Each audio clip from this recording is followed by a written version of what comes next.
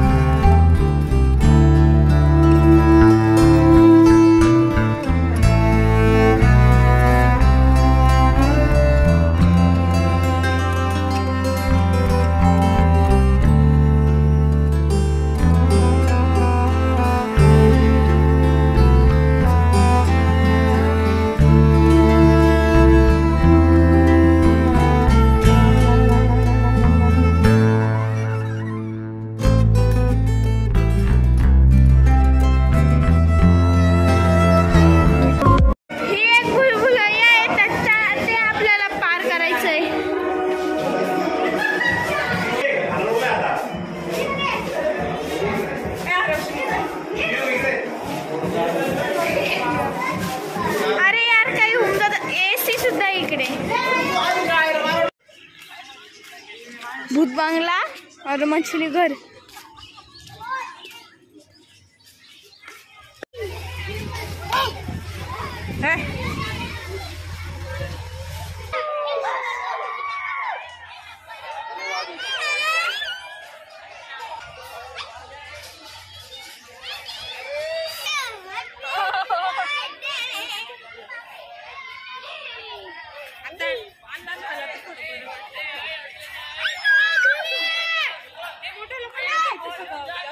आता आम्ही मेन मंदिरात चाललोय,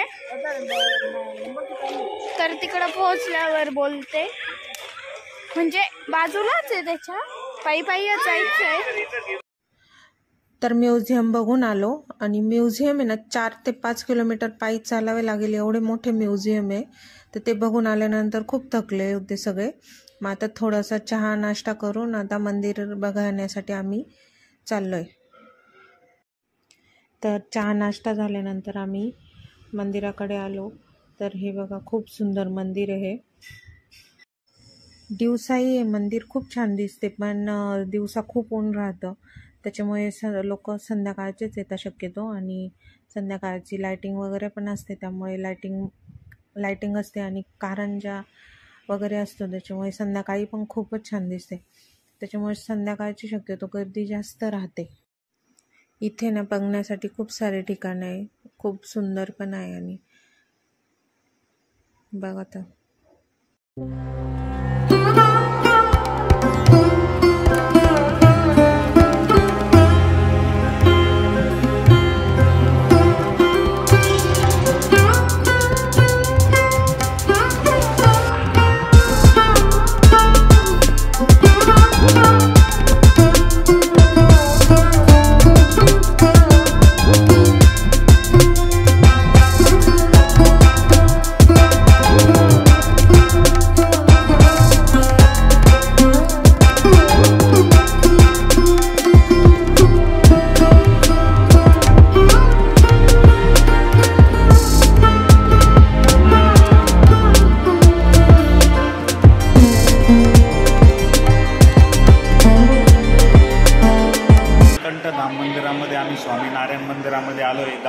आहे खाली. आता हे आमच्या यात्रेमधलं शेवटचं दर्शन आहे आणि नक्षीकाम पण एकदम भरपूर चांगलं झालेलं आहे.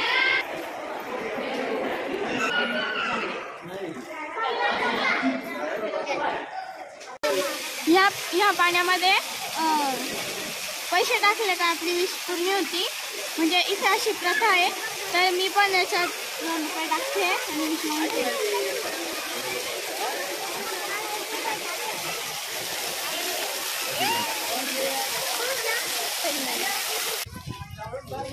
आमचं नीलकंठेश्वर देवाचं दर्शन झालं आहे. आता आम्ही घरी चाललो आहे.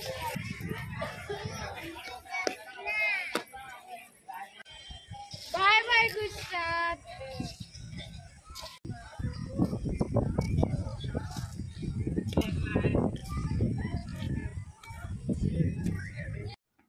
तर आम्ही रात्रभर प्रवास करून सकाळी 5:30 वाजता नाशिकला आमच्या घरी पोहोचलो. स्टॅच्यू ऑफ युनिटी, नीलकंठेश्वर मंदिर, कुबेर हे सर्व ठिकाणं खूपच बघण्यासारखे. पण तिथे उन्हामुळे आणि गरमीमुळे खूप त्रास होतो. त्याच्यामुळे थंडी म्हणजे हिवाळ्याच्या दिवसांमध्येच तिकडे फिरायला जावे. आम्ही आता इथे उतरलोय आणि आता हे बाकीचे लोक चाललेत सिन्नरला.